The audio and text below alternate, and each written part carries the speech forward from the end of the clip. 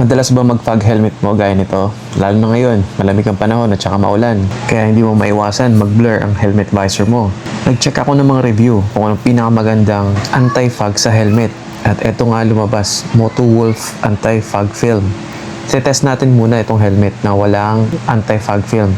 Kung makikita nyo, halos lahat nag-fog na. Wala ka nang makikita niyan. Blurry na yan. Sobrang hassle nito linisin, lalo na kung nasa daan ka na. At napakadelikado din yan kung wala ka na makita. Common to sa umagang mahamog o kaya sa gabi na basa ang paligid. Ngayon, kabit natin tong nabili kong Motowolf Anti-Fog Film.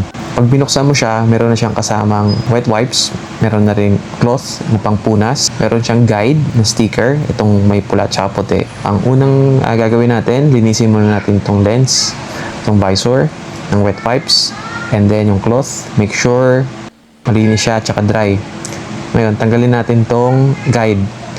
Yan. Meron siyang dalawang sticker sa gilid. Yan, para dumikit. Yan, didikit mo lang siya, hanapin mo yung gitna ng helmet mo.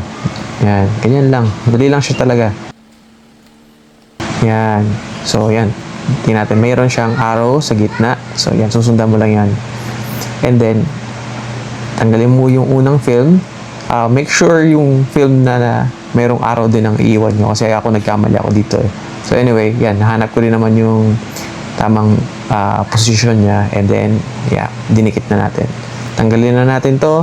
At, ayan. Ganyan na siya. Ang dali lang, di ba? Kabit na natin siya pabalik sa helmet. Okay. At saka itong helmet pick. Tanggalin natin to para mas makita niyo yung difference ng nilagay nating anti-fog film. Kunin natin itong hot water. Buksan natin yan. At uulitin natin yung ginawa natin kanina. Okay. So, makikita nyo dito sa ilalim, magpuputi siya. Yan na yung fog. Pero yung nasa taas na banda, clear na clear pa rin siya. Sa test na to, masasabi kong legit talaga itong Motowolf Anti-Fog Lens. Kung titingnan mo nga, pwede ko nang sulatan itong fog na to sa kapal niya. Kaya, yan. Kung ako sa inyo, bili na rin kayo nito and I'll post the checkout link below. O siya. Ride safe, brothers. Bye for now.